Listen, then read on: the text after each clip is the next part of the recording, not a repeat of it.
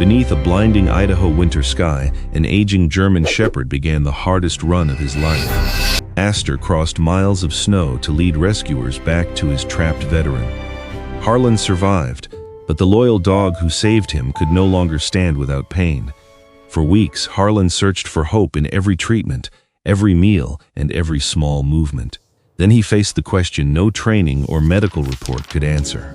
Did loving Aster mean holding on, or releasing him from one final duty? Tell us where you're watching from, and please like, share, and subscribe to the channel. Winter came to the Sawtooth Valley beneath a sky so intensely blue that the cold almost looked harmless. Morning sunlight struck the snowfields, scattered across the frozen slopes in hard white brilliance. Pines stood dark and motionless along the ridges, their branches carrying clean layers of snow. From a distance, the mountains seemed peaceful. Harlan Rourke knew better than to trust anything merely because it was beautiful. At 58, Harlan still began each day before sunrise. He checked the county forecast at the kitchen table, marked wind speed and expected temperature on a paper map, then carried his coffee through the rear door to the small repair shop behind his cabin. The building held generators, climbing ropes, emergency radios, snow shovels, spare fuel cans, and enough labeled drawers to suggest that disorder had once offended him personally. Harlan wore an olive-drab combat shirt fitted close through the torso, its camouflage sleeves marked by dark bands across the upper arms. Charcoal tactical trousers fell over weathered mountain boots. His clean-shaven face was angular and controlled, with high cheekbones, a strong jaw, and a narrow scar crossing the end of his right eyebrow. Ash-brown hair, silvered at the temples, was cut in a disciplined undercut and combed back from his forehead. Nothing about him looked careless. Aster watched from the workshop doorway. The 11-year-old German shepherd had once seemed built entirely from alertness and forward motion. Age had changed the shape of that strength without erasing it. His honey-gold coat remained thick, with an uneven black saddle extending lower over his left side. Silver fur climbed from his chin in an inverted V across his muzzle. His left ear stood straight, the right leaned slightly outward, its edge carrying a small triangular notch from an old mountain search. That morning, Aster pushed himself up from the rubber mat beside the heater. His front legs straightened first. The rear followed after a pause. Harlan saw the hesitation and looked away before Aster could catch him watching. "You're staying here." Aster took one step into the shop. No, another step. Harlan set down the emergency radio he had been testing. Sabine said no long routes. Aster stopped beside a supply crate and placed his muzzle against Harlan's wrist. It was not a demand. Aster rarely needed those. He simply maintained contact, amber eyes steady, until silence began to feel like an argument Harlan was losing. Dr. Sabine Kettering had been clear during Aster's last examination. The stiffness in his lower back was progressing. Short walks were useful. Cold exposure and rough terrain were not. Retirement, she had reminded Harlan, was supposed to mean the end of field work. Aster had never accepted retirement as a meaningful category. If Harlan left him behind, he paced between the workshop and the cabin door until exhaustion forced him down. Once, Harlan had returned from a 2-hour inspection to find the dog lying against the gate, panting in 20-degree weather as though guarding the last place from which Harlan might reappear. "Pine Hollow," Harlan said. "Generator repair, no search grid, no climbing." Aster's tail moved once. That was not permission. The tail moved again. By 8:30, Harlan had loaded the truck. He placed a trauma kit behind the passenger seat, secured a rescue rope and thermal blankets in the bed, checked the handheld radio twice, and sent his route and estimated return time to Maeve Dillard. Maeve supervised winter road operations for the county and had spent years reading avalanche slopes before taking the position. She trusted weather reports only after arguing with them. Her reply came almost immediately. Pine Hollow Road cleared at 0700, cold front after 1600, check-in by 1430. Harlan typed back one word, copy. Aster climbed into the truck using the folding ramp Gus Renwick had built for him. He refused to look at Harlan while doing it, as though accepting assistance required a temporary suspension of dignity. The drive toward Pine Hollow took them above the valley floor, through narrow corridors of pine and open stretches where wind had sculpted the snow into pale ridges. Aster sat upright in the passenger seat, nose tilted toward the heater vent, watching the world pass with the solemn concentration of a navigator. Harlan kept one gloved hand on the wheel. There had been years when the quiet between them was the only quiet he could tolerate. Aster had learned the difference between ordinary sleeplessness and the moments when Harlan woke unable to remember which country surrounded him. The dog never barked during those nights. He pressed his head against Harlan's chest until breathing became automatic again. Harlan had never thanked him for that. Gratitude sounded too small when spoken aloud. Pine Hollow stood at the end of a Forest Service road, a single-room emergency shelter built against a low slope. Its metal roof carried nearly 2 feet of snow. Inside were blankets, sealed food, a wood stove, a radio beacon, and an aging generator meant to keep the batteries warm when stranded drivers reached the shelter during a storm. The generator fault proved simple: a frozen fuel line and a corroded connector. Harlan worked with his sleeves pushed up while Aster lay near the open doorway, sunlight touching the silver around his eyes. Every few minutes, Harlan glanced toward him. Each time, Aster appeared to be looking somewhere else. The engine started shortly after noon. A low mechanical hum filled the shelter. Indicator lights turned green one by one. "Good enough," Harlan said. Aster rose slowly. Harlan packed his tools and checked the time. They were ahead of schedule. The temperature had dropped only 2 degrees, and the sky remained clear. The road back curved around a drainage cut reinforced years earlier with timber braces. As Harlan rounded the bend, a flash of yellow appeared beneath the snowbank. A warning sign had fallen face down beside the ditch. He stopped the truck. Aster watched him reach for the door handle. "Stay." The dog's ears shifted forward. Harlan stepped out and crossed the packed road. The sign warned of a weakened drainage edge, but most of its post had vanished beneath wind-blown snow. Leaving it down could turn a minor hazard into a serious one after the next storm. He took a shovel from the truck bed and cleared the post. The first strike exposed old wood. The second uncovered a hollow beneath the snow. Harlan shifted his weight back. Too late. The surface dropped with a blunt crack. Snow, rotted boards, and Harlan fell together. He hit the bottom of the drainage trench hard enough to empty his lungs. A timber brace twisted loose above him and came down across his left leg, trapping it below the knee. Pain arrived as pressure first, then a deep pulse that made the edges of his vision tighten. For several seconds, he lay still and listened. No tearing wind, no approaching engine, only loose snow falling from the broken edge. Harlan tested his leg carefully. The timber held it pinned but did not appear to have broken through his clothing. His toes still responded inside the boot. "Not ideal," he said through clenched teeth. The handheld radio had struck the wall during the fall. Its casing was split, the screen black. His phone remained intact, but the narrow trench sat below the road and between 2 rock faces. No signal. Aster appeared at the edge above him. "Stay there." The dog disappeared. A moment later, snow slid from the slope as Aster descended into the trench.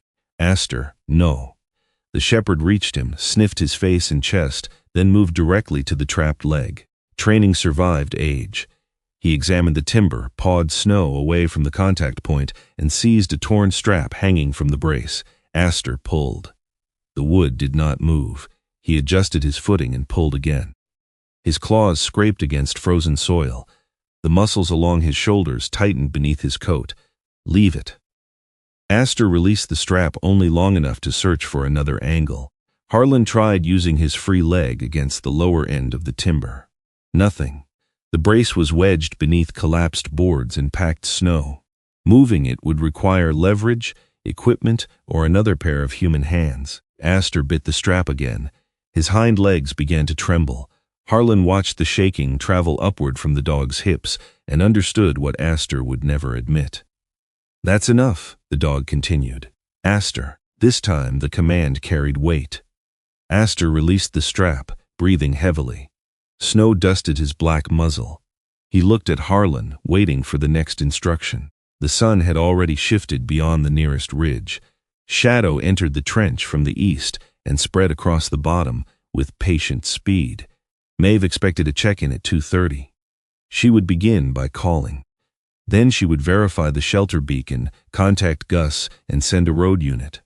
Even if everything moved quickly, it could take hours to search the route. The cold front was expected after 4. Harlan looked at Aster's rear legs. The dog could not remain beside him until dark. Harlan removed his right glove, the bright orange rescue glove designed to show against snow, and looped its wrist strap through Aster's worn leather collar. He tightened it carefully beside the small brass tag. Aster followed the movement, then looked back at him. Harlan had used the command hundreds of times during training. Aster knew the sequence: locate, return, signal, lead. Harlan placed one bare hand against the silvered fur between the dog's ears. Find help, Aster. Aster did not move. Go. Instead, the shepherd lowered himself beside Harlan. He pressed his body against Harlan's ribs, positioning his back along the man's chest. Warmth passed through layers of clothing, not enough, but real. Harlan closed his eyes. You stubborn old fool! Aster rested his head across Harlan's shoulder. Minutes lengthened. The trench darkened. The pain in Harlan's leg became distant beneath a spreading numbness, and the fingers of his bare hand stopped obeying as quickly as they should. Aster remained against him. For nearly an hour, the old dog refused the command. Harlan's voice had weakened when he tried again. Aster. One amber eye opened. Harlan forced his hand upward and touched the dog's bent ear. Find help. Aster held his gaze. Then he stood. Climbing out required 3 attempts. His rear paws slipped twice, carving shallow trenches through the snow. On the third, he found purchase against a buried root and pulled himself over the edge. The orange glove flashed once above the road. Then he was gone. Aster followed the truck tracks toward the main service route, moving in short, uneven bursts. He ran where the surface was firm and walked where drifting snow reached his chest. Beneath the pines, he stopped to breathe, sides heaving, before forcing himself onward. The body carrying him was old. The training inside it was not. Maeve Dillard was checking a line of reflective snow poles when she saw the shepherd emerge from the trees. She stood beside a county utility truck in a turmeric yellow parka with navy shoulders. Amber safety goggles pushed onto her short silver blonde hair. A flat carpenter's pencil rested behind one ear. Aster stepped into the middle of the road and stopped. Maeve recognized him immediately. She also recognized that Harlan was not there. Then she saw the orange glove tied to his collar. Aster? He turned toward Pine Hollow, looked back at her, and struck the road once with his front paws. Maeve reached for her radio. County Dispatch, this is Dillard. I have Harlan Rourke's dogs alone on Service Road 6 with a rescue marker. Begin response toward Pine Hollow. Aster had already started back. Maeve followed on foot while the utility truck turned behind her. Aster led them past the shelter road and toward the drainage bend. His pace had slowed, but he continued to look back, checking that they remained behind him. Less than half a mile from Harlan, his right rear paw broke through a thin crust of snow into a hidden channel. His body twisted. He fell hard against his hip. Maeve reached him within seconds and dropped to one knee. Easy. Stay down. Aster lay still, breathing in shallow bursts. Maeve reached for his collar. The dog lifted his head, pulled away from her hand, and tried to rise. His rear legs failed on the first attempt. On the second, one held. On the third, both found the ground long enough to carry him forward. Maeve did not try to stop him again. The rescue team found Harlan before sunset. Hydraulic equipment lifted the timber while 2 responders stabilized his leg. Maeve knelt near his shoulder, speaking in the same practical tone she used during road closures. You missed check-in. So I gathered. Your dog filed the complaint. Harlan tried to turn his head. Aster stood at the upper edge of the trench, swaying. The moment the timber cleared Harlan's leg, the shepherd began descending. His front paws held, but his rear legs dragged through the snow. Aster, Harlan called. The dog kept coming. He crossed the last few feet without standing, pulling himself forward until his muzzle reached Harlan's bare hand. Warm breath touched Harlan's numb fingers. Then Aster lowered his head onto the snow. Harlan pressed his palm between the dog's ears. The rescue team secured Harlan to the stretcher. Someone called for the veterinary clinic. Someone else wrapped Aster in a thermal blanket. Harlan was alive. Aster was still breathing. But when Maeve gently touched the shepherd's rear paws, neither leg pulled away. Harlan woke beneath white ceiling panels and the measured clicking of a machine that had nothing to do with him. For several seconds he stared upward without remembering where the sound belonged. Then sensation returned in pieces. A dry mouth, a blanket tucked too tightly across his chest, pressure around his left knee, and the smell of heated air passing through hospital vents. The orange glove was gone from his right hand. Memory came back all at once. Aster. The word left him before he had enough breath to make it strong. A nurse appeared beside the bed. She was in her late 40s, with silver-framed glasses and the composed expression of someone accustomed to patients awakening inside unfinished emergencies. "Mr. Rourke, you're at Sawtooth County Medical." The dog. "Your temperature is back within the normal range. The physician wants, where is Aster?" The nurse studied his face, recognized that no other answer would be heard, and adjusted the blanket without pretending it mattered. "Dr. Kettering took him to her clinic. She called twice while you were asleep." Harlan reached for the phone on the bedside table. His fingers felt clumsy, as if the cold had remained inside the joints. The screen showed 3 missed calls from Sabine and 1 message from Maeve. Aster stabilized. "Transfer to Boys approved. Call Sabine before you try to walk out of there." Harlan pressed Sabine's name. She answered before the second ring. "Harlan." Her voice carried the fatigue of someone who had been moving for hours without once sitting down. "How bad?" Sabine did not soften the pause. "He has sensation in both rear paws, but the response is delayed. There's significant weakness, and the pain reaction around the lower spine is concerning. Can he move? Not in a coordinated way. Is he conscious?" "Yes, sedated but conscious." He recognized my voice. He kept trying to look toward the door. Harlan closed his eyes. Sabine had cared for Aster for nearly 7 years. She was a compact woman with sharp green-brown eyes, dark hair tied low, and 1 broad silver streak beginning at her left temple. She never used reassurance as decoration. If she said Aster had recognized a voice, she meant the dog's mind was still clear. If she did not say he would recover, there was a reason. "What are you doing?" "I've controlled his temperature and pain as much as I safely can here. Boise Veterinary Neurology has an opening for emergency imaging. Their transport team is leaving within the hour." "I'm coming. You're in a hospital bed. I'm awake. That is not the same thing." Harlan pulled the blanket away and lowered 1 foot to the floor. Pain traveled upward from his left leg, deep but manageable. A rigid brace held the knee stable. "I'll meet the transport in Boise." Sabine released a slow breath. "Listen to your physician first. Aster needs you functioning when you get there, not collapsing in a parking lot because you wanted to prove something." The words landed too close to the truth. Harlan looked at the empty space beside the bed where Aster would normally have been lying. "Call me when he leaves." "I will." The hospital physician discharged Harlan late that morning with a knee brace, instructions to use crutches, and a warning about delayed effects from cold exposure. There was no fracture, only severe bruising and strain around the joint. The physician recommended 2 days of rest. Harlan signed the papers without arguing, because arguing would have taken longer. Maeve waited outside in the county utility truck. Her turmeric yellow parka was open over a gray wool sweater.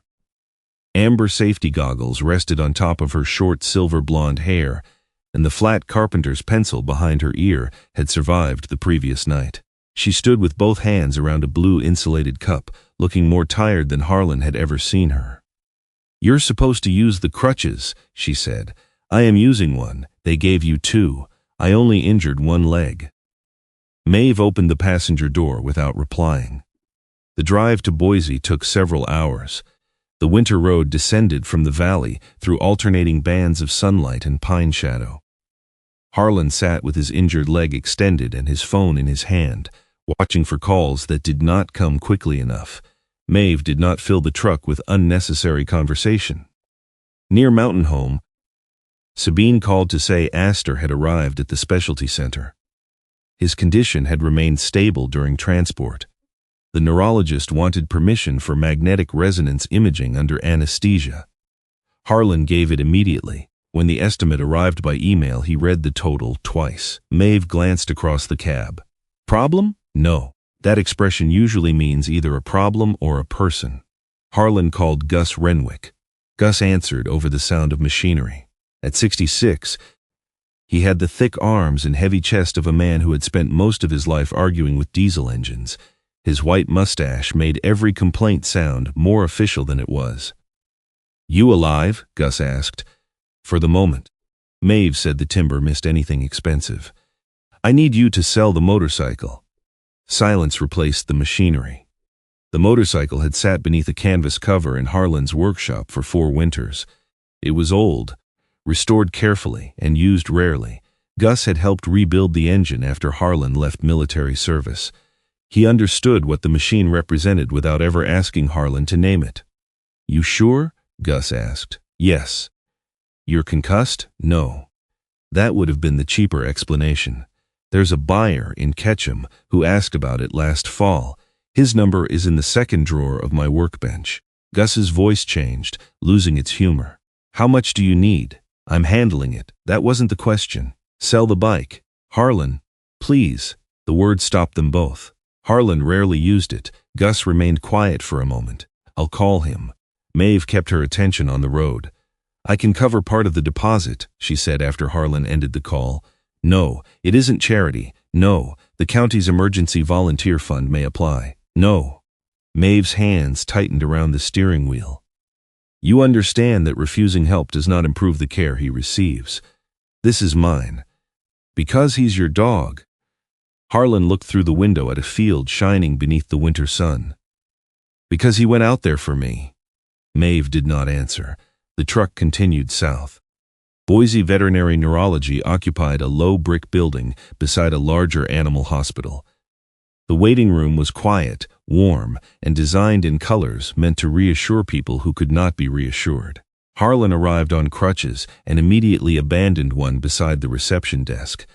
Sabine was waiting near the consultation rooms. Her navy winter jacket remained zipped, as if she had not decided whether she was staying. A gray canvas medical bag rested at her feet. The orange stitching along its seams was darkened by melting snow. You should be home, Harlan said. So should Aster. That ended the argument. She led him into a small room where the MRI images were already displayed across 2 monitors. Dr. Conrad Emmett Fain entered a minute later, carrying a dark blue leather notebook. He was a slender black man in his mid-50s, with close-cropped hair silvering at the sides, a neatly trimmed goatee, and square titanium glasses. Rather than stand behind the desk, he pulled a chair across from Harlan and sat at the same level. I'm Conrad Fain. I oversee the neurology service. Tell me what you found. Conrad turned one monitor toward him. The images meant little to Harlan at first, layers of gray, white, and black shaped into unfamiliar anatomy.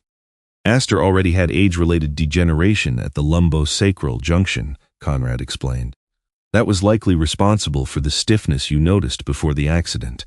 Until yesterday, his body had compensated for it. He indicated a narrowed region on the scan. The fall caused an acute disc injury. Material has shifted into the spinal canal and is pressing on several nerve roots. There is also inflammation around the area. Can you remove it? We can relieve the compression, then do it. Conrad did not react to the interruption. The surgery may prevent further deterioration and give those nerves the best chance to recover. It cannot guarantee that he will regain normal use of his rear legs. He still has feeling. Yes, that matters. It is one of the reasons I'm recommending surgery rather than ruling it out. What are the risks? Aster is 11. His heart rhythm showed mild irregularity after the cold exposure. He is exhausted, and anesthesia will place additional strain on him. There is a chance he may not tolerate the procedure. Sabine remained near the wall, arms folded loosely. Harlan looked from one image to the next, and if we wait, the pressure remains. The longer the nerve roots are compressed, the less likely they are to recover. How soon? Today. The room became very still. Conrad opened the notebook but did not yet write. I also need you to understand something before you sign the consent. A technically successful surgery and a full recovery are not the same outcome. We may relieve the pressure and still be left with weakness, limited mobility, or persistent nerve pain. Harlan heard the warning. He placed it somewhere distant. What do you need me to sign? Sabine moved then. Harlan, he looked at her. She did not tell him to stop. She only held his gaze long enough to make sure he understood that choosing surgery was not the same as choosing certainty. Harlan signed. Aster was brought into a preparation room before the procedure. His honey gold and black coat had been clipped along the lower back, but most of him still looked unchanged. The silver V across his muzzle rested against a folded blanket. His right ear leaned outward, the small notch at its edge unmistakable. Harlan lowered himself beside the padded platform. Aster's eyes opened. The dog did not lift his head. His tail moved once against the blanket. That single movement struck Harlan harder than the timber had. I'm here, he said. Aster's gaze stayed on him. Harlan placed his hand between the dog's ears, using the familiar pressure that had ended countless searches and quieted countless nights. You did your part. The words should have been followed by permission to rest. Instead, Harlan said, now I do mine. Aster's eyelids lowered as the sedative began to work. The surgery lasted almost 4 hours. Harlan spent most of that time standing despite the pain in his knee. He moved from the waiting room window to the coffee machine, from the coffee machine to the hallway, then back again. Maeve sat near the wall with her blue insulated cup. Sabine completed notes she had already completed once. Neither woman told him to sit. Gus called to report that the motorcycle buyer had agreed. I can get the money transferred tomorrow, Gus said. And before you say anything, I'm fixing the porch ramp. There is no porch ramp. There will be. I didn't ask.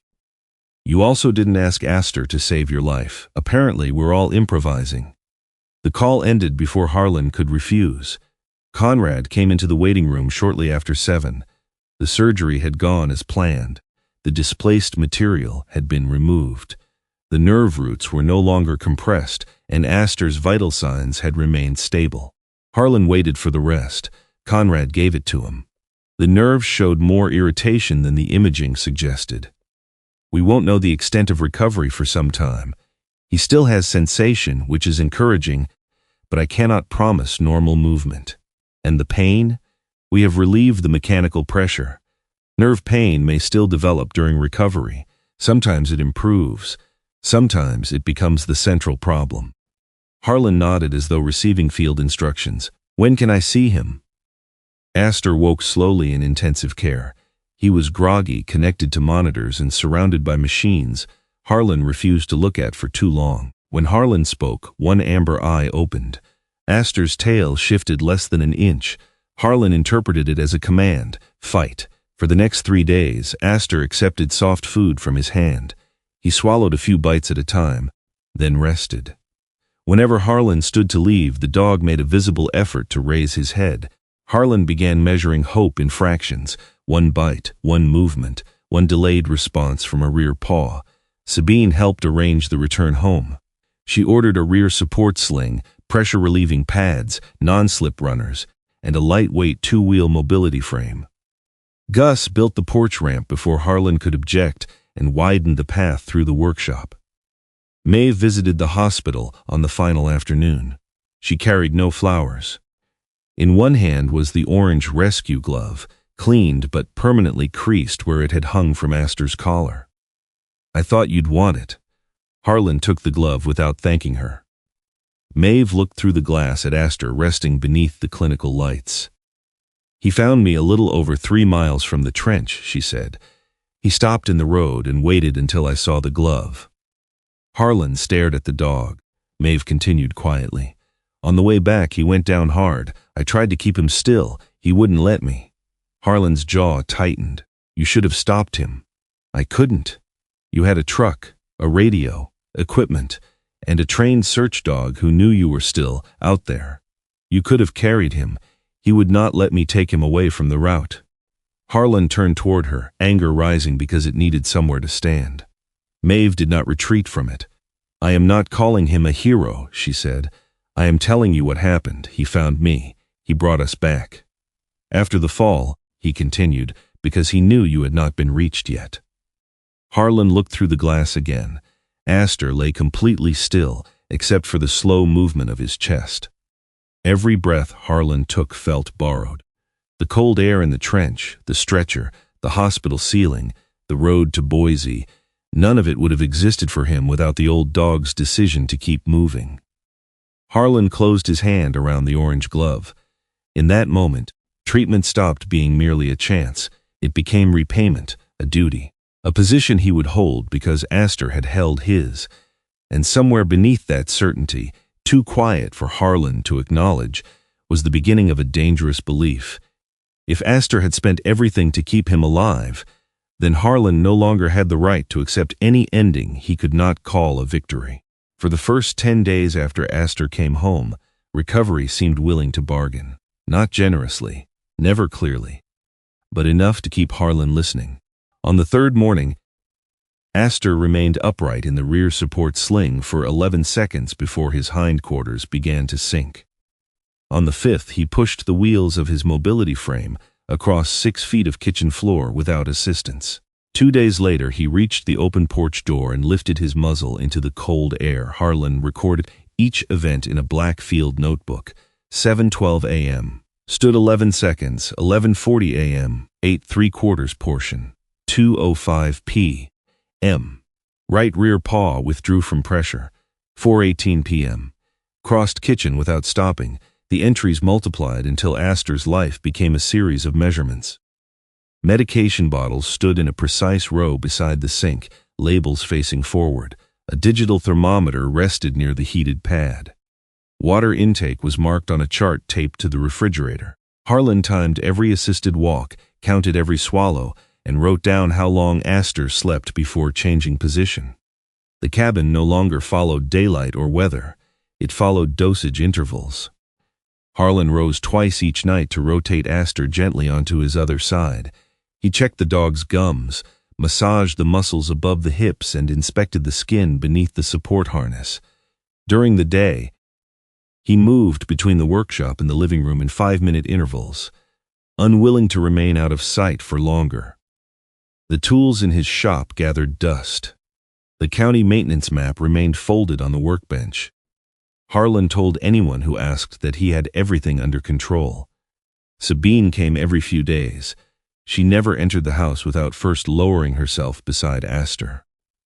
The silver streak in her dark hair had become more visible against the navy jacket she wore through the winter, and her gray medical bag seemed permanently stationed near Harlan's front door. During one visit, she watched Harlan fasten the rear support sling beneath Aster's abdomen. "Ready," Harlan said. Aster looked away. Harlan tightened his grip on the handles and encouraged him forward. The dog placed his front paws carefully, dragging the rear ones until Harlan lifted more weight. "Come on, 3 more steps." Aster took one, his breathing quickened. 2. He took another, then stopped with his head lowered. Harlan glanced at the timer on the table. "You did 26 seconds yesterday." Sabine reached over and rested one hand on the sling. "He doesn't know what he did yesterday. He needs consistency. He needs us to notice what today feels like." Harlan looked at her. "Today he's tired. Then today we stop early." Aster's front legs trembled. Harlan lowered him onto the padded rug. Sabine examined the dog's back, pressing gently along the muscles around the surgical site. Aster tolerated the first touch. At the second, his skin tightened beneath her fingers. At the third, he turned his head toward his hip with a startled expression, as though something inside his body had moved without warning. Sabine stopped immediately. "When did that begin?" "It hasn't. It just happened." He shifted. Aster panted, though the room was cool. Sabine watched him for several seconds. "Has he been doing that at night? Sometimes?" How often? Harlan did not answer quickly enough. She looked toward the notebook. Show me. The entries for sleep had become less complete than the rest. Harlan had recorded medication and movement precisely, but the spaces beside rested comfortably were often blank. Sabine turned several pages. He's waking every 40 or 50 minutes. He settles again. After you reposition him, that's what I'm here for. Sabine closed the notebook. Pain that can be managed is one thing. Pain that keeps changing shape is another. Harlan heard the warning in her voice and disliked it immediately. What do you suggest? A medication adjustment. Less physical therapy for several days. We add something for nausea and watch his appetite closely. Reducing therapy will cost him strength. Pushing through nerve pain may cost him trust. The words struck harder than Harlan expected. Aster had trusted every command Harlan had given him in the snow. The idea that the dog might begin to fear his hands felt intolerable. Harlan nodded once. For 4 days, the new medication appeared to work. Aster slept nearly 3 hours without waking. He ate warmed turkey and rice from a shallow bowl. One afternoon, he used the mobility frame to reach the porch and stood beneath the pale sunlight, nose moving as wind carried the scent of pine and distant wood smoke. Harlan watched him from the doorway.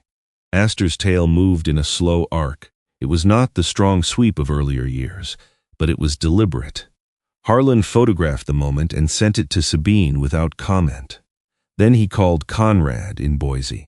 You said improvement could take weeks. It can, Conrad replied. He's eating again. He used the cart.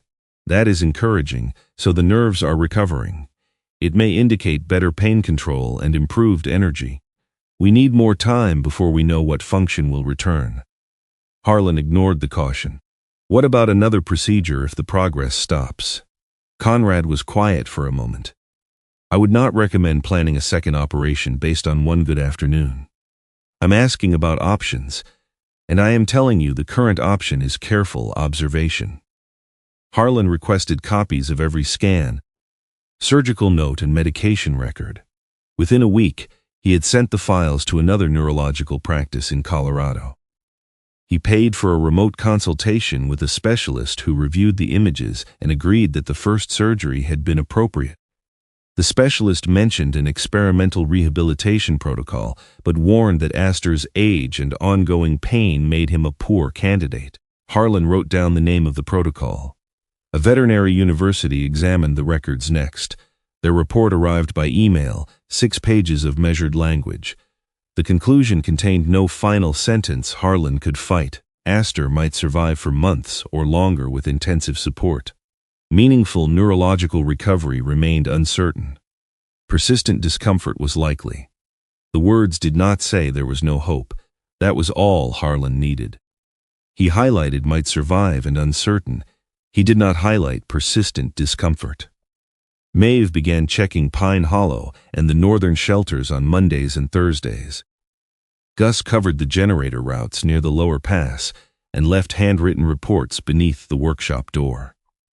Harlan resented both of them for making his absence manageable. When Maeve called to report that a heater relay at Cedar Draw needed replacing, he said he would handle it the following morning. You haven't left Aster for more than 20 minutes in 3 weeks, she replied. I can take him. No, he has a heated compartment in the truck. He also has a healing spine. I know his condition. Maeve's pause was brief. You know his schedule. The distinction angered him. I said I'll handle it. It's already handled. Harlan ended the call. Later, he found 2 new fuel filters and a repaired radio stacked beside the workshop bench. Gus had entered through the side door and left without announcing himself. Harlan carried the equipment inside, as though accepting it under protest preserved some part of his independence. By the 4th week, the medication stopped holding the nights together. Aster's rear legs would stiffen suddenly beneath the blanket, his toes curled inward. He turned toward his hips, confused and alert, then looked at Harlan as if waiting for an explanation. Harlan had none. He rubbed the dog's chest, spoke in the same low voice he had used during thunderstorms and field searches, and waited for the episode to pass. Sometimes it did. Sometimes Aster remained awake for hours, panting softly and shifting his front paws, while the rest of his body resisted movement. The sling became another problem. At first, Aster had leaned into it because it allowed him to stand. Now, when Harlan brought it from the hook near the door, the dog's ears moved back. He did not growl or retreat. He simply watched the fabric approach with an expression Harlan refused to name. One evening, Harlan prepared chicken in broth, shredded finely and warmed until the smell filled the kitchen. Aster had always loved chicken. Before the accident, the sound of a knife against the cutting board had been enough to bring him from any room in the cabin. That night, he lay on the pressure-relieving mattress and watched Harlan place the bowl beside him. "Come on," Aster sniffed once, then he turned his head. Harlan tried a piece from his fingers. Aster closed his mouth. "All right." Harlan returned to the kitchen, opened the refrigerator and took out ground beef. He cooked it without seasoning, drained it and mixed a small amount with rice. Aster refused that too. Harlan tried softened food from a can, then plain broth, then a spoonful of the turkey Aster had eaten 4 days earlier. The dog finally lifted his muzzle and licked Harlan's palm. For 1 second, Harlan felt relief. Then Aster rested his head again without touching the bowl. Sabine arrived after 9. She examined him, checked his hydration, and reviewed every medication. Aster's abdomen was tense but not dangerously distended. His temperature was normal. The nausea medication could be increased, and one pain medicine could be reduced to see whether appetite improved. "One missed meal does not decide anything," Sabine said. Harlan stood at the counter with both hands braced against its edge. "He ate yesterday, I know. He was outside 3 days ago. I know that too, so this could pass." It could. The answer sounded honest, which made it less comforting. Sabine looked around the room. Charts covered the refrigerator and one wall beside the stove. Colored marks tracked meals, medication, standing time, and paw response. A printed article about nerve regeneration lay beneath Harlan's coffee cup. "You need a different record," she said. "I have records, you have performance records. What's the difference? You're measuring what his body can be made to do. I want you to record what he still enjoys." Harlan's expression hardened. "Eating is on the chart. So are seconds in the sling. Those are not the same kind of information." She took a blank sheet from her medical bag and wrote several headings: sleep, appetite, interest, comfort, hygiene, mobility, and response to family. "Track the whole day," she said. "Not only the moments that support the outcome you want." Harlan looked at the sheet but did not take it. "There is another hospital in Utah." Sabine's pen stopped. "They have a pain management program. We can review it. I already sent the records." Harlan. "They mentioned nerve block procedures. For selected cases, he still has sensation." Conrad said that mattered. "It matters. It does not erase everything else. You were the one who told me not to decide based on one meal. I am not asking you to decide tonight." "Then what are you asking?" Sabine set the pen down. "For you to stop treating every warning as an obstacle between you and the answer you have already chosen." He stared at her. She continued, quieter now. "You are not looking for a new treatment anymore. You are looking for a doctor willing to tell you what you want to hear." The room seemed to contract around the sentence. Harlan's jaw tightened. "You should leave." Sabine did not move. "I mean it. I know. You think I'm keeping him here for myself. I think you love him. I also think love can become frightened enough to stop listening." Harlan pointed toward the door. Sabine gathered the blank quality of life sheet and placed it on the table instead of returning it to her bag. "Call me if he won't drink by morning." Then she left. The door closed softly. Harlan remained in the kitchen, furious at the restraint of it. A slammed door would have given him something solid to oppose. Sabine had denied him even that. He turned toward the living room. Aster was no longer centered on the mattress. The dog had pulled himself several feet across the rug.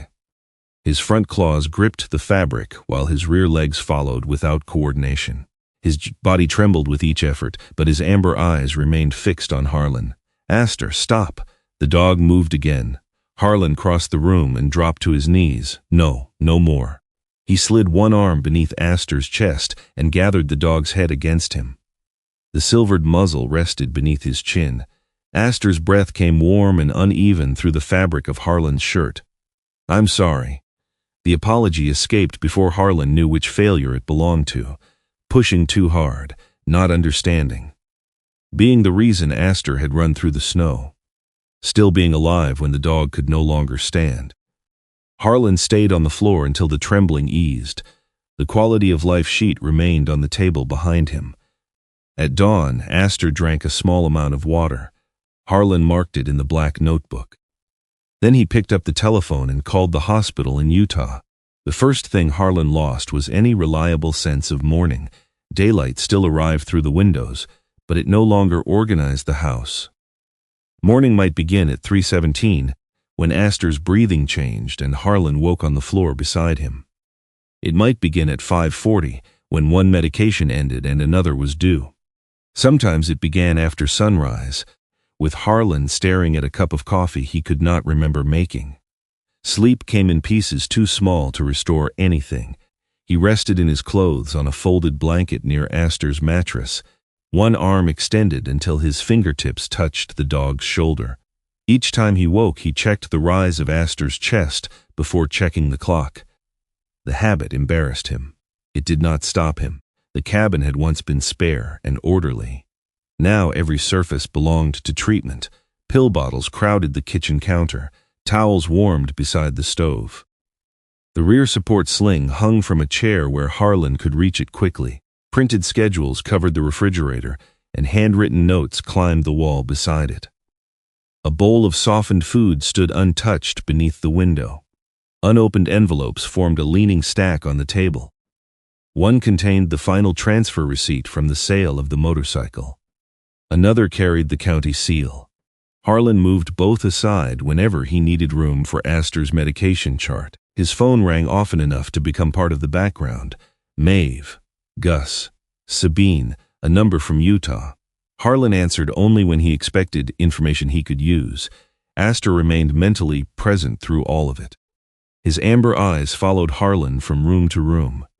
He still recognized the sound of the refrigerator opening and the metallic click of the workshop door. When Gus's snowplow passed on the lower road, Aster sometimes lifted his head before the engine became audible to Harlan. But the rear support sling no longer brought a movement of anticipation. When Harlan reached for it, Aster's right ear angled backward. When the two-wheeled frame rolled across the floor, the dog lowered his muzzle onto the mattress. He never resisted. That made the change easier for Harlan to ignore. One afternoon, Harlan knelt beside him with a folded towel. Easy. He slid an arm under Aster's chest and another beneath the hips to turn him onto his opposite side. The dog's body tightened before Harlan had fully lifted him. "I know." Aster's breath caught in a short, shallow rhythm. "I've got you." Harlan waited for the tension to ease, then lowered him carefully. Aster looked at him with tired concentration. Not accusation, not fear, but the effort of remaining patient with someone who still believed every discomfort could be solved through better technique. Harlan adjusted the towel beneath his hip. Better. Aster closed his eyes. Harlan did not ask whether the word was true.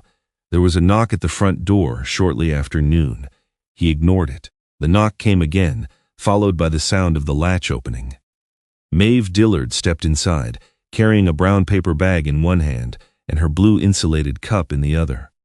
She wore a rust-colored sweater beneath a charcoal vest, dark jeans and boots still dusted with snow. Her short silver blonde hair had flattened beneath a navy cap, and the familiar carpenter's pencil remained tucked behind one ear. "You locked this door for a reason?" she asked. "I usually do. Then you've forgotten twice this week." Harlan looked at the bag. "What's that?" "Food. Aster isn't eating that. It's for you. I ate." Maeve glanced toward the sink, where a single bowl and 3 coffee cups waited unwashed. "When?" Harlan did not answer. She placed the bag on the table, pushing aside a medication invoice to make room. "I'll stay with him for an hour." "No. You can shower." "I shower." Not recently enough to make that argument convincing. Harlan stood from the floor. His left leg had mostly healed, but stiffness remained when he rose too quickly. The room shifted sideways. He reached for the back of a chair and waited for the floor to settle. Maeve watched without comment. "I'm fine," he said. "That chair just saved you from proving otherwise. I don't need a sitter. Neither does Aster. He needs somebody in the room who isn't timing him." Harlan's grip tightened on the chair. "You think I'm making this worse. I think you haven't slept. That wasn't the question." "No," Maeve said. It was the answer. He wanted to ask her to leave.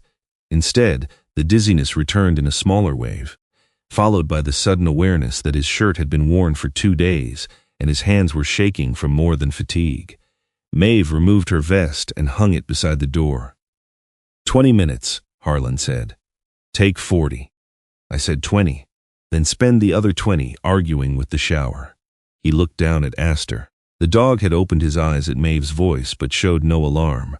Maeve had accompanied enough training exercises over the years to belong within the outer boundary of his trust. Harlan crouched beside him. "I'll be back." Aster's gaze remained on his face. The bathroom door closed. Maeve did not reach for the bowls, medication, or sling. She sat on the floor near Aster's mattress and took a folded packet of papers from her vest pocket. They were old snow condition reports, their corners softened from use. She began reading aloud. North-facing ridge above Junction 4, wind slab approximately 8 inches, surface layer dry, cohesion poor. Her voice was low and even. Aster's eyes shifted toward her. Maeve continued as if briefing a road crew. Temperature at 6,000 feet, 14 degrees, visibility moderate, no new movement observed along the west face. There was no enthusiasm in her delivery, no attempt to convince Aster that everything was all right. She gave him facts, one after another, in the steady cadence of a world that had once made sense to him.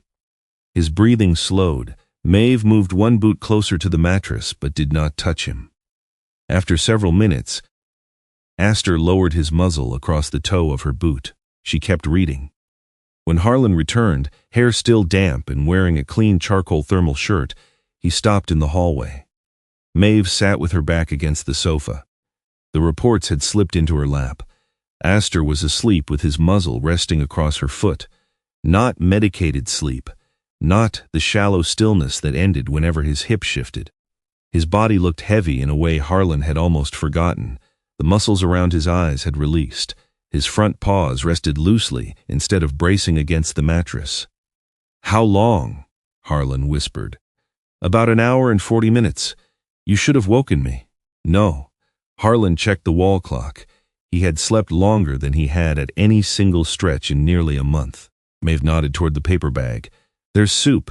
I'm not hungry. Then eat without involving hunger." Harlan sat at the table. The soup was thick with potatoes, beef, and carrots. He ate half the bowl before realizing how quickly he was doing it. Maeve waited until he slowed. "You can stop looking ashamed," she said. "Sleeping isn't a confession. I should have been here. You were 20 feet away. He settles when I'm close." Maeve looked at Aster. "He settled when nobody asked anything of him." Harlan placed the spoon down. "I'm not forcing him." "I didn't say you were. You were thinking it." "I was thinking you've both forgotten how to rest in the same room." The sentence left no clean defense. Outside, sunlight lay across the snow with the hard brilliance of midwinter. Harlan stared through the window toward the workshop, where the unfinished maintenance map remained on the bench. "I gave an order once," he said. Maeve did not move. Harlan rarely spoke of his service beyond practical facts. Dates, places, medical procedures, things that could be placed in sequence and closed afterward. This memory had never stayed closed. "We had a temporary aid station in a damaged municipal building," he continued.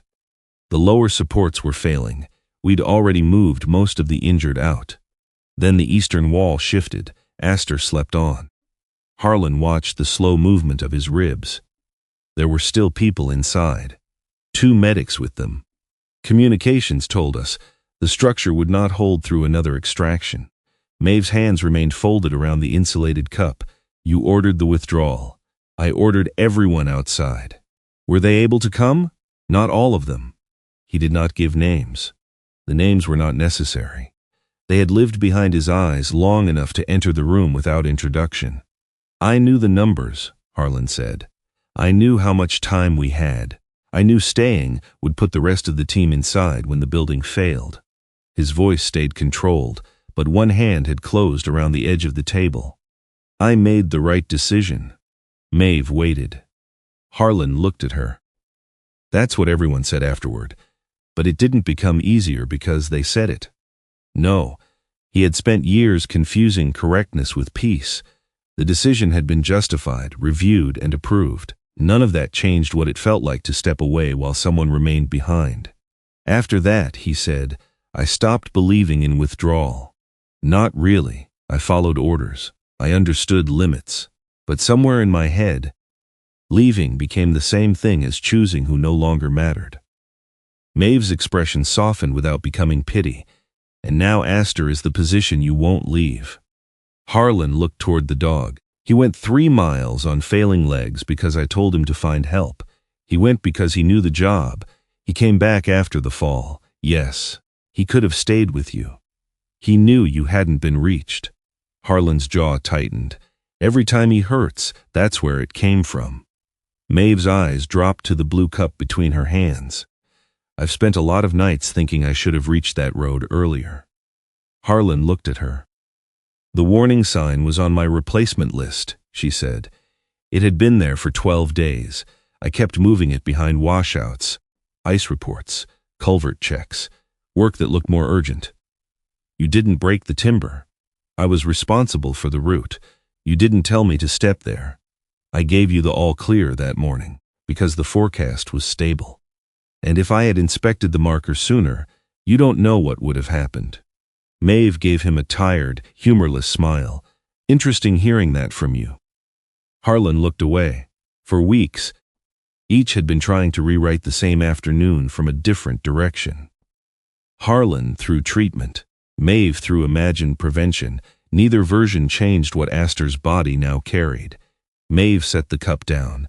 Aster ran through that snow because he wanted you alive. Harlan's eyes remained on the window. He did not do it so you could spend the rest of your life punishing both of you. The sentence entered the room quietly. Harlan did not argue. That was the first difference.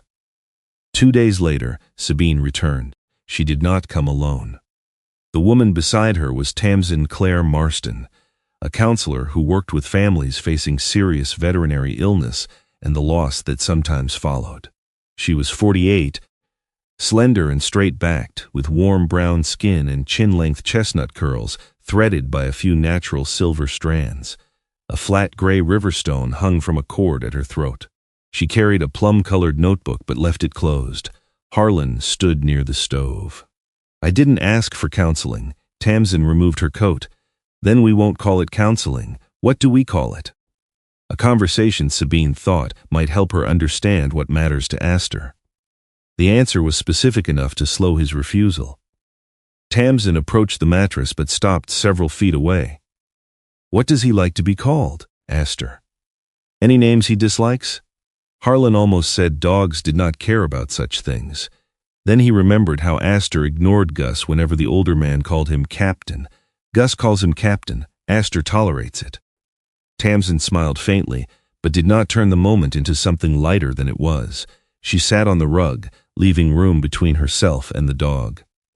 I'm not here to discuss a decision today, she said. I'd like to know who Aster was before this room filled with equipment. Harlan glanced at Sabine. The veterinarian stood near the kitchen, silent. Tamsin waited. Harlan looked down at Aster. He liked fresh snow. What did he do in it? Pressed his whole face into the first clean drift, then acted offended when snow got inside his nose. Tamsin nodded. What else? Pine scent. Short drives after dark. Beef. Not chicken as much as he pretended. Aster's left ear moved at the word. Harlan noticed. He used to take one of my gloves and hide it behind the wood box. Always the right one. Why the right? I don't know. Perhaps he did. Harlan rested one hand on the back of a chair. At night, he slept outside my bedroom door. Why? The question could have been invasive. Tamsin asked it without pressure. Harlan answered anyway. He knew when the dreams started. What did he do? put his head on my chest until I remembered where I was. Tamsin looked at Aster rather than at Harlan. Does he still enjoy fresh snow? He can't reach it without help. That wasn't my question. Harlan's face tightened. Tamsin did not withdraw it. Does he still enjoy the smell of pine? Sometimes. Short drives, he becomes uncomfortable. Beef?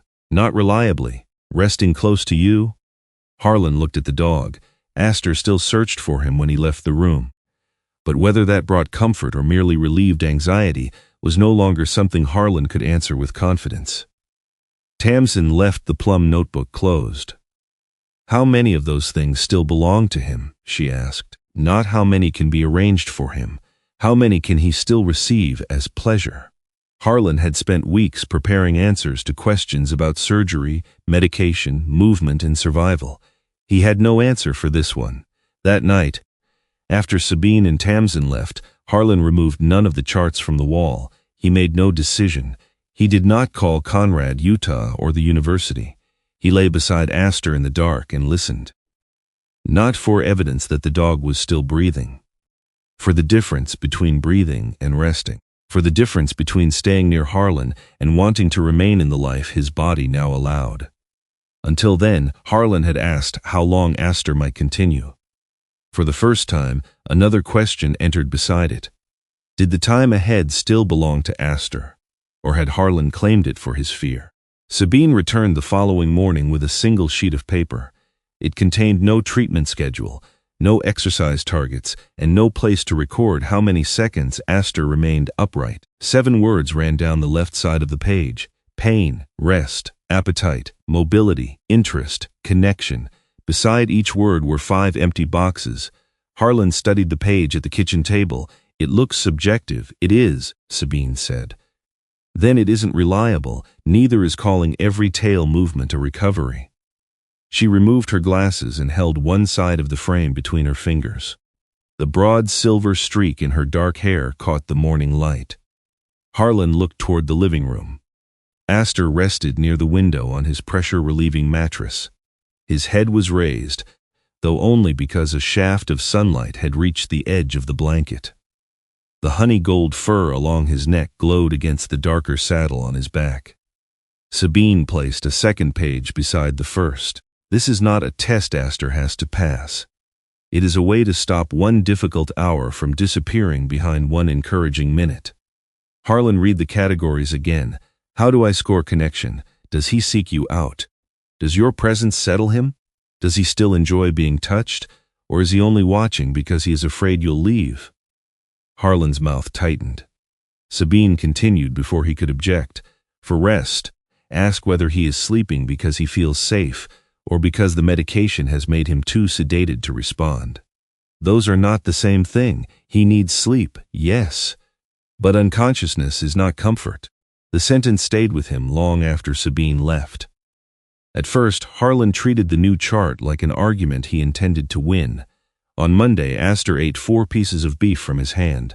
Harlan marked appetite as good, though the dog refused the rest of the meal. On Tuesday, Aster's tail moved when Gus's plow passed the house. Harlan marked interest and connection as good, despite the fact that Aster had spent most of the morning panting and had not slept for more than 30 minutes at a time.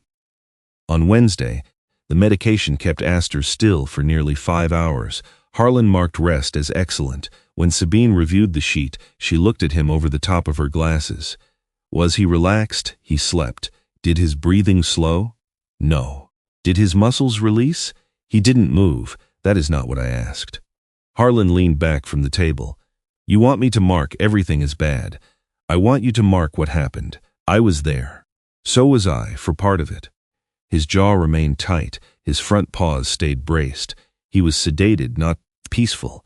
Sabine drew a line through the highest rest score and placed a mark in the middle box. Harlan disliked seeing her correct it. He disliked more that she was right. The next 3 weeks did not form a clean decline. That would have been easier. Aster still produced moments that looked almost like his old life. One afternoon, sunlight spread across the wooden floor beneath the front window. Harlan opened the curtain wider and moved Aster's mattress into the warmth. The old shepherd raised his head. For several minutes he watched snow loosen from the branches outside. His right ear leaned outward while the left remained upright, following the faint sounds of dripping ice and distant machinery. The muscles around his eyes softened. Harlan sat beside him without touching the sling. Aster rested his chin on Harlan's boot. The moment lasted 11 minutes. Harlan did not time it until afterward. He marked interest, connection, and rest in the second highest boxes. Then, after staring at the chart, he added a small circle beside the date. A genuinely good hour, he wrote. 2 days later, Gus arrived carrying a new mobility frame. The older man pushed through the door with snow on his mustard-colored jacket and his dented red thermos tucked beneath one arm. The frame in his other hand was lighter than the first, built from narrow aluminum tubing with smaller wheels and a padded olive chest support. "Before you tell me you didn't ask," Gus said, "I did not build this for you." Harlan examined one wheel. "It needs a wider stance." It needed a narrower turn radius. He could tip. He could also get through the hallway without removing furniture. Aster lifted his head at the sound of Gus's keys. Gus crouched beside him, white mustache moving with a restrained smile. "Morning, Captain." Aster blinked slowly. "That's respect," Gus told Harlan. "That's tolerance." They fitted the frame after Sabine arrived. For the first minute, Aster moved more easily than he had in days. The lighter wheels rolled across the non-slip runner without catching. He crossed the living room, reached the kitchen, and stopped near the back door. Harlan's face changed, not into a smile exactly, but into something almost unguarded. "You want outside?" Aster turned his head toward the door. Harlan opened it. Cold air entered the kitchen, carrying the clean scent of snow. Aster moved forward 2 more steps, his front paws reaching the porch while the wheels remained inside. Then his rear legs stiffened within the support, his breathing sharpened. The head that had been held high lowered suddenly. Sabine touched Harlan's arm.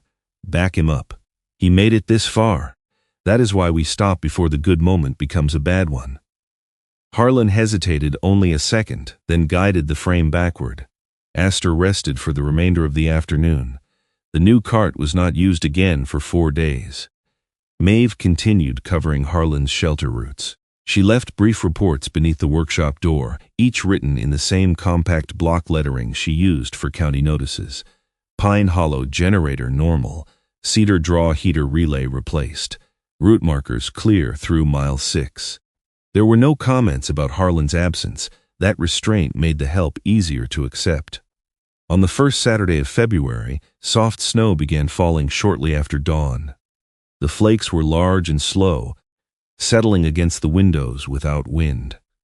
Harlan opened the back door and gathered a handful from the untouched drift beside the porch. He carried it inside in his bare palm. Aster smelled the snow before seeing it. His nose moved. Harlan lowered his hand. The shepherd lifted his head and licked once, then again. A little snow clung to the silver fur at the edge of his muzzle. For a brief second, his eyes brightened with uncomplicated recognition. Harlan laughed. The sound surprised both of them. Aster licked the last crystals from his palm and rested again. Harlan marked the day as good. He nearly marked the next one the same because he wanted the sequence. But Sunday began with Aster unable to settle after 3 in the morning. Every position seemed wrong. He panted though the stove was low, and when Harlan touched the left hip, the dog pulled his head away. By noon, he had eaten nothing. Harlan stood over the chart with the pencil in his hand. One good day did not make the next one good. He placed marks in the lower boxes. The act felt disloyal. It also felt honest. As February continued, the lower boxes filled more often. Aster still recognized Gus's vehicle, but he no longer raised his whole head. Sometimes only his left ear moved. He stopped watching the back door. The scent of fresh air reached the room whenever Harlan opened it, but Aster did not attempt to follow. The mobility frame remained beside the wall. Each trip outside for hygiene required the support sling and Harlan's full strength. He lifted Aster's hindquarters while the dog balanced on his front legs, carried most of the weight down the ramp, and waited in the snow until Aster finished. The task itself was not what hurt. It was the way Aster began to brace before Harlan touched him. "Easy," Harlan would say. The dog's body tightened anyway. Once, Aster looked back toward the cabin before they had reached the bottom of the ramp. The expression was not panic, it was a request to return. Harlan carried him inside immediately. That evening he marked mobility in the lowest box. He left the pencil resting against the page and sat in the dark until the room became indistinct. The medication tray changed too. Aster had once watched Harlan prepare it, expecting food to follow. Now, the quiet rattle of tablets against the metal dish caused his ears to lower. One evening, Harlan approached with the tray and a small bowl of softened beef. Aster saw it. He turned his face toward the wall and closed his eyes. Harlan stopped halfway across the room. "Aster." The dog did not look back. Harlan set the tray down without touching him. The refusal was different from fear and different from anger. Aster was not protesting. He was tired of preparing himself for what came next. Harlan sat beside the mattress until the scheduled time had passed. Then he called Sabine. She arrived after dark in her petrol blue parka, carrying the gray medical bag with orange stitching. Maeve came with her but remained in the kitchen, filling the kettle and pretending not to listen. Sabine examined Aster slowly. She checked his pulse, hydration, abdomen, and surgical area. When she pressed near the lower spine, Aster's breathing quickened. His rear paw responded to pressure, but the movement was delayed and followed by a tightening through the hip. "The nerve response is still there," Harlan said. "It is, so he hasn't lost more function. Function is not the only measure." Sabine sat on the floor and opened the medication list. "We can increase the strongest pain medicine." "What would that do?" "It may reduce the episodes." "May?" "Yes. And the cost?" "More sedation, less awareness, possibly less appetite." Harlan looked at Aster.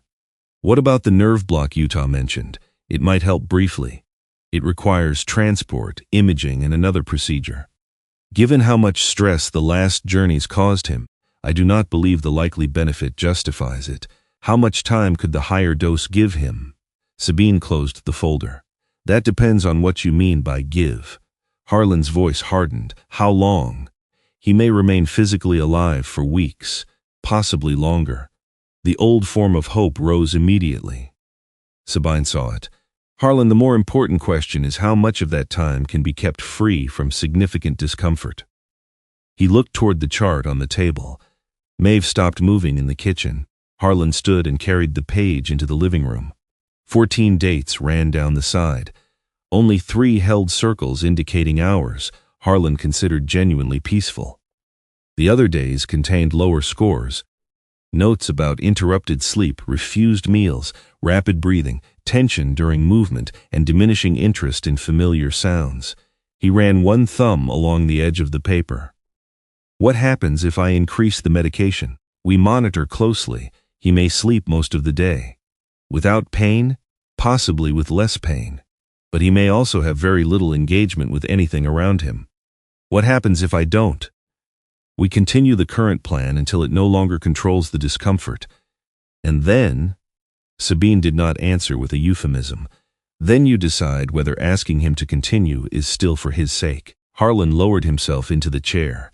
Aster's eyes were open now. The dog watched him, not the medication tray. "How much time does he have?" Harlan asked. Sabine's voice softened. "How much time does he have without pain?" Harlan looked again at the chart. 3 days out of 14, not 3 perfect days. 3 days containing several peaceful hours. He had spent weeks fearing that a bad day would force a decision too soon. He had not prepared himself for the opposite truth. A good day could persuade him to wait through many bad ones. "I need 7 days," he said. Maeve turned from the stove. Sabine remained still. "For another treatment?" "No." "For another consultation?" "No." Harlan placed the chart on his knee.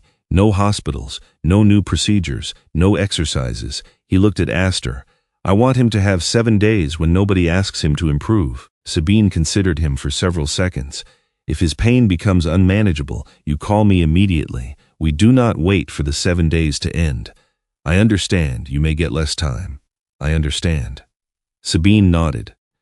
Harlan rose and went to the wall beside the refrigerator. He removed the medication timetable first, though the medicines themselves would continue according to Sabine's comfort care plan. Then he took down the standing targets, the mobility schedule, and the printed rehabilitation protocol. The tape left pale rectangles against the wood. He folded the pages once and placed them in a drawer.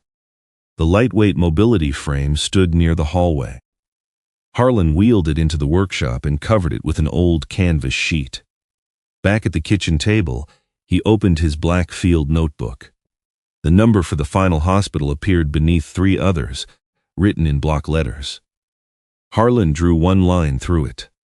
Then another. He closed the notebook. For the first time since Aster came home, the walls carried no instructions about what the dog needed to become. Only the quality of life page remained. Harlan sat beside the mattress and placed his bare hand between Aster's ears. "No more work," he said. Aster did not raise his head. But after a moment, the tension around his eyes eased. On the first morning, Harlan removed every reason for Aster to fail. He opened the curtains before sunrise. For weeks, the living room had remained dim because bright light made it difficult to read the medication labels, and because darkness allowed time to pass without announcing itself. Now the winter sun entered through every window, spreading across the floorboards and climbing slowly over Aster's mattress. There was no timer on the table, no sling hanging from the chair, no exercise target written beside the stove. Harlan carried the old grooming brush from the workshop and sat cross-legged on the rug. The wooden handle had been worn smooth by years of use. Aster had once recognized its sound from across the cabin and presented whichever side he believed needed attention first. That morning, he did not move. Harlan laid the brush where Aster could smell it. "No work," he said. "Just this." He began at the shoulders, drawing the bristles slowly through the thick black and honey gold coat. Loose winter fur gathered in pale strands around his knees. When he reached the lower back, he reduced the pressure until the brush barely touched. Aster did not tense. His eyes closed. The breath leaving his nose lengthened, and for the first time in many weeks, Harlan felt the dog's body accept contact without preparing for what might follow. Harlan brushed until the sunlight crossed the silver V on Aster's muzzle. He did not record how long it lasted. On the second day, Gus arrived before noon in a faded utility wagon Harlan had not seen in years. The rear seats had been removed. Thick foam pads covered the floor, and a small portable heater had been secured behind a metal guard. Gus had lined the compartment with Aster's green and charcoal flannel blanket and installed a low ramp at the back. "You built a dog ambulance," Harlan said. Gus pushed his reading glasses higher on his nose. "I built a warm box with legal registration." "There's a difference?" "The county would say so." Harlan looked at the ramp. "We're not going far." "I know." Gus did not ask whether Harlan was certain. He had stopped asking questions whose answers had already become visible. They drove to a meadow less than 10 miles from the cabin, a broad open place bordered by lodgepole pines. The road had been cleared, but the field beyond it remained untouched. Fresh snow lay in smooth folds under a pale blue sky. Gus parked where the wind was weakest. Together, the two men carried Aster out on the blanket, keeping his spine level. Harlan lowered him beneath the shelter of the trees, then lay down beside him in the snow. Aster's nose moved. The air carried pine resin, buried grass, distant wood smoke, and the faint trail of a fox that had crossed the meadow during the night. His left ear lifted. The right followed halfway. Harlan watched those small movements without asking for more. Years earlier, Aster would have tested every scent, selected one, and pulled toward it with full certainty. Now he simply received what the wind brought. A raven called from the far tree line. Aster opened his eyes wider. "There you are," Harlan whispered. He placed one hand beneath the dog's cheek so the cold would not press directly against it. They remained until Aster's breathing began to tire. Gus stood several yards away, drinking from his dented red thermos and studying the mountains as though he had brought them there for inspection. On the drive home, Aster slept with his head against Harlan's thigh. Gus kept the wagon below 40 miles an hour. The third day belonged to Maeve. She arrived wearing her blue-gray winter coat instead of county road gear. There were no safety goggles on her head, no radio clipped to her shoulder, and no reports beneath her arm. Aster was resting near the window. Maeve removed her gloves and knelt beside the mattress. She did not touch him immediately. "You found me on Service Road 6, she said, "though I suspect you thought I was taking my time." Aster's eyes shifted toward her voice. "You stood in the center of the road with that ridiculous orange glove on your collar. I nearly called you reckless." Harlan sat in the chair behind her. Maeve lowered one hand to the blanket. Aster moved his muzzle half an inch until it rested against her fingers. "I am not going to tell you what your run was worth," she continued. "I don't get to place your pain on one side of a scale and Harlan's life on the other." Her voice remained steady, but she paused before the next sentence. "I can promise you this. I will help him use the time you gave him." Harlan looked down. Maeve did not turn toward him. "I'll make sure he eats something besides canned soup. I'll keep the Pine Hollow route marked. I'll remind him that accepting help is not a federal offense." Aster's eyelids lowered. "And if he becomes impossible," she said, "I'll bring Gus." From the chair, Harlan said, "That is not reassuring. It wasn't meant for you." Maeve stayed through the afternoon. She made coffee, repaired a loose curtain hook, and spoke about ordinary things. A snowplow with a failing hydraulic pump, a fox sleeping beneath the county shed, the diner's new cook using far too much pepper. No one mentioned tomorrow. On the fourth day, Harlan opened the metal storage chest in the workshop. Aster's old search harness lay inside, folded beneath climbing rope and retired equipment. The charcoal fabric had faded at the edges. The orange reflective strip across the chest was scratched but intact. A small brass plate still carried his name, Aster. Harlan brought it into the house, along with the worn leather collar Aster had used after retirement. He sat beside the mattress and polished the brass plate with a cloth. "You hated the first harness," he said. "Wouldn't move until I loosened it twice." Aster's eyes remained closed, but one ear responded. "You also stole my right glove during our certification test." The memory returned with such clarity that Harlan almost heard the laughter from the training field. Aster had completed a flawless search, returned to report, and then taken Harlan's glove before anyone could photograph them. "You buried it behind the equipment trailer." The corner of Harlan's mouth lifted. He told Aster about the vacuum cleaner too, the only machine the dog had ever distrusted. Aster had faced mountain storms, unstable slopes, and strangers calling through darkness, but one upright vacuum crossing a wooden floor had driven him behind the kitchen table. Harlan remembered the first night after leaving military service. He had driven for 6 hours without knowing where he intended to stop. At dawn, he parked beside a lake and remained behind the wheel, unable to choose a direction. Aster had stood in the passenger seat, placed one paw on Harlan's shoulder, and looked toward the road. Not forward, just toward it, as if movement itself might be enough until purpose returned. "You always made leaving easier," Harlan said. The sentence caught somewhere behind his ribs. He set the cleaned collar beside Aster's blanket and left the harness folded on the chair. That night, he had no nightmare. He woke before dawn anyway and found Aster watching him. On the 5th day, Aster ate. Harlan had softened a small amount of beef in warm broth without expecting anything. He held one piece near the dog's muzzle. Aster smelled it, opened his mouth and took it. Harlan froze.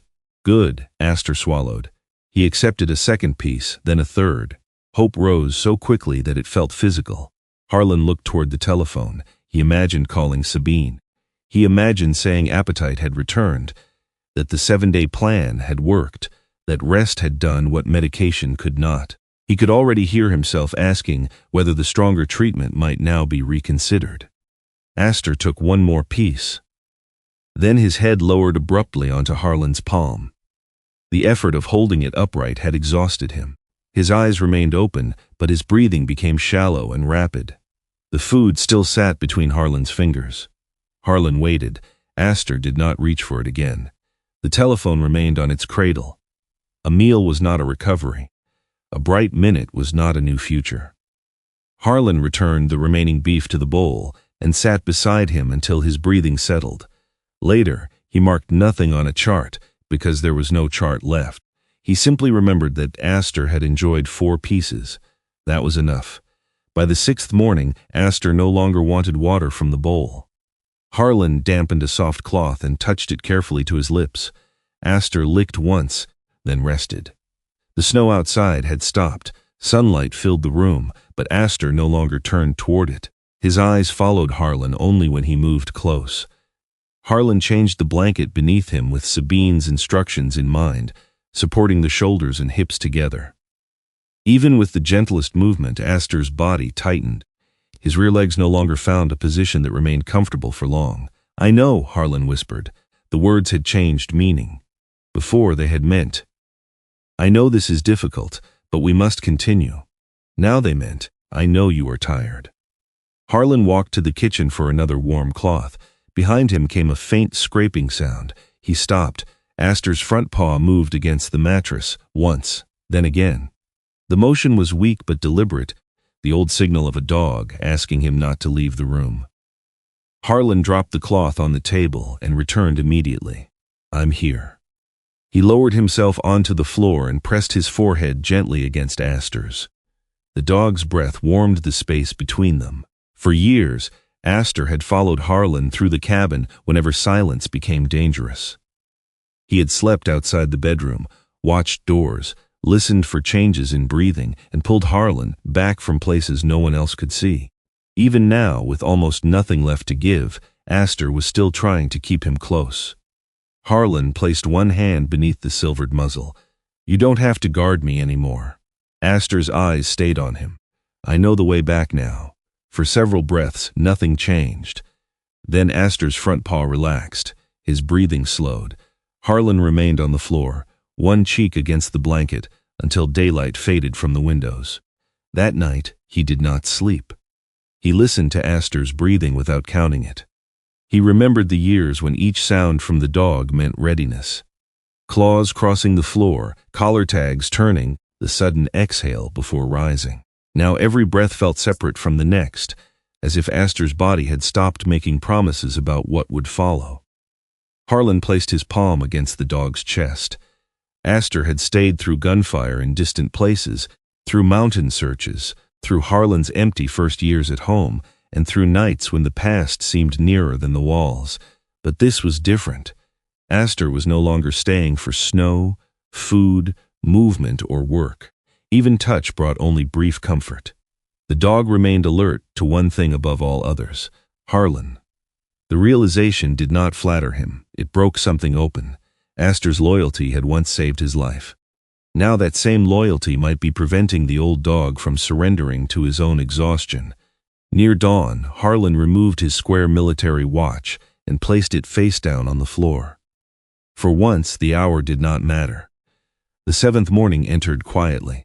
No storm arrived, no final dramatic change announced itself. The sun rose behind thin clouds, turning the snow outside pale gold. Harlan warmed a cloth and cleaned the fur around Aster's eyes. He touched a little water to his lips. Aster swallowed with difficulty. "Morning, old man." Aster's eyes opened. Recognition was still there. His amber gaze found Harlan immediately. The left ear shifted a fraction. The muscles along his neck tightened as he tried to raise his head. Nothing happened. He tried again. Harlan placed one hand beneath his cheek before he could spend more strength. "Don't." Aster looked at him. There was no fear in the gaze, only weariness and the same unwavering attention that had followed Harlan through nearly 10 years. Harlan understood that waiting for Aster to stop recognizing him would not be mercy. Waiting for a crisis would not make the decision clearer. It would only make the ending belong to pain instead of love. He reached for the telephone. Sabine answered in a voice that suggested she had been awake and expecting the call. "It's Harlan." "I know." He looked down at Aster. "I think we're at the end of the 7 days. Sabine remained quiet. Harlan drew one careful breath. "He can't lift his head. He isn't eating. Water is difficult. He still knows me." His voice nearly failed on the final sentence. Sabine spoke gently. "I'll prepare the quiet room." Harlan closed his eyes. Not yet. I need a little time to get him ready. You have it. Call me if his discomfort changes. I will. After ending the call, Harlan sat without moving. Then he dialed Maeve. I need you today, he said when she answered. There was no question in her reply.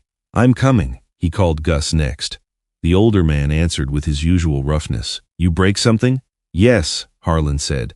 Silence followed. Then Gus's voice softened. I'll bring the wagon. Harlan returned the telephone to its cradle. He did not ask either of them whether he had made the right decision. He did not ask for permission, reassurance, or forgiveness. He had asked them to help him carry what came next. Harlan lay beside Aster once more and placed his hand between the dog's ears. No more missions, he whispered. Outside, sunlight moved slowly across the snow. Inside, Harlan stayed where Aster could see him and waited for the sound of his friends arriving to help them travel the final road together.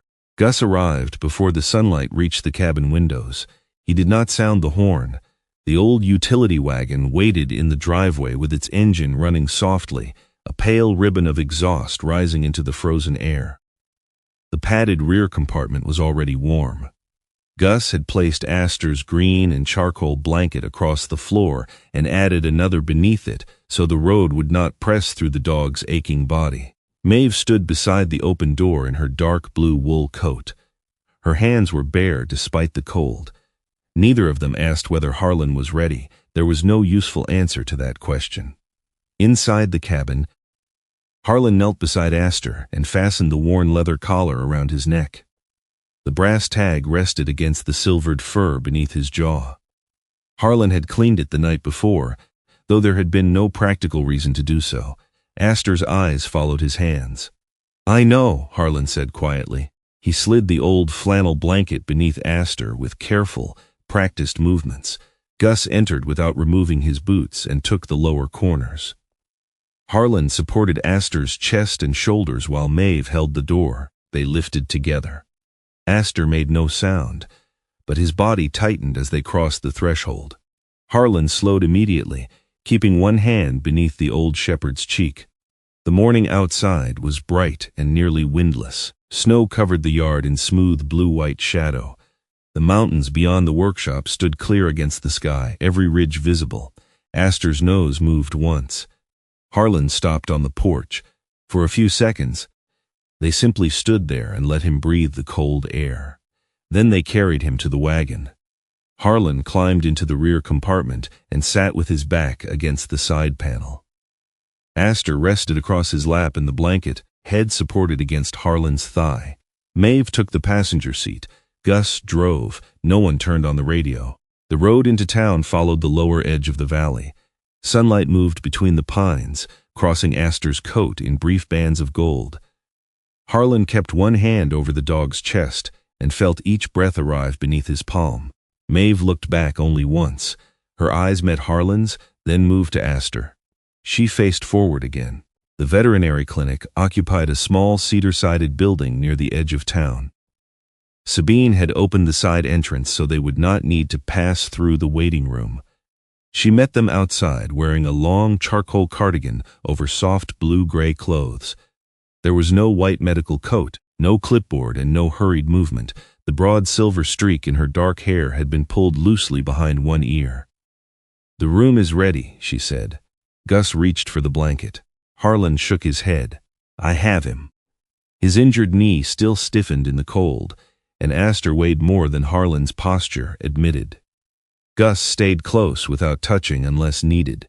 Harlan carried the shepherd inside. The room Sabine had prepared looked toward a low hillside covered in new snow. A wide window filled most of one wall. There was no metal examination table. A thick mattress lay on the floor beneath the window, covered with clean quilts in muted green and gray. The lights were low. The door to the treatment area had been closed, leaving the room free from ringing telephones and the distant sounds of equipment. Maeve remained in the hallway. Gus stopped beside her. We'll be outside, he said. Harlan nodded. There were no embraces and no speeches. Gus touched 2 fingers to the brim of his cap, an old gesture of acknowledgement rather than farewell. Maeve placed one hand briefly against the doorframe. Then they stepped away. This did not belong to the town. It did not belong to the rescue service, the county roads, or anyone who had heard what Aster had done. It belonged to Harlan and the dog, who had spent nearly 10 years refusing to let him disappear. Harlan lowered Aster onto the mattress. Sabine waited until the old shepherd had settled before examining him. She listened to his heart, checked his breathing, and touched his paws and lower back with the gentleness of someone confirming a truth rather than searching for a new one. Aster's breathing quickened when her hand approached his hip. Sabine stopped. "The pain is no longer being controlled consistently," she said.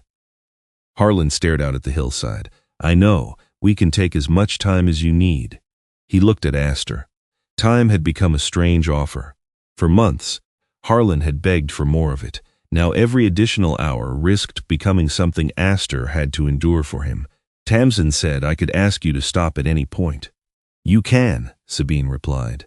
"You can ask questions. You can change where you sit, how you hold him, or how slowly we proceed. Nothing happens until you understand it and tell me you are ready." Harlan's hand moved over the small canvas bag he had brought from home. Inside were Aster's retired search collar, the faded harness tag, and a milk chocolate bar still sealed in its wrapper. Sabine noticed it but said nothing. Harlan took out the chocolate. "Every time I ate this, he stared at me like I was hiding classified information."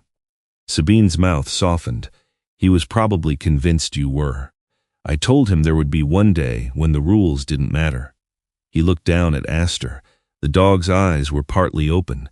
Recognition remained there, quieter now but undiminished. "Can he have a little?" Sabine checked his swallowing reflex once more. "A trace," she said, "only enough to taste. He is still able to lick safely." Harlan opened the wrapper. The faint sweetness seemed strangely out of place in the room. He broke off a small corner but did not give Aster the piece. Instead, he let the warmth of his fingers soften the surface, leaving only a thin smear on the tip of one finger. He held it beneath Aster's nose. The shepherd breathed in slowly. For a moment, Harlan thought he might turn away. Then Aster extended his tongue and licked Harlan's fingertip. Once, a second time, more faintly. Harlan's face folded into a smile that could not separate itself from grief. "I told you," he whispered, "not as good as beef." Aster's left ear shifted.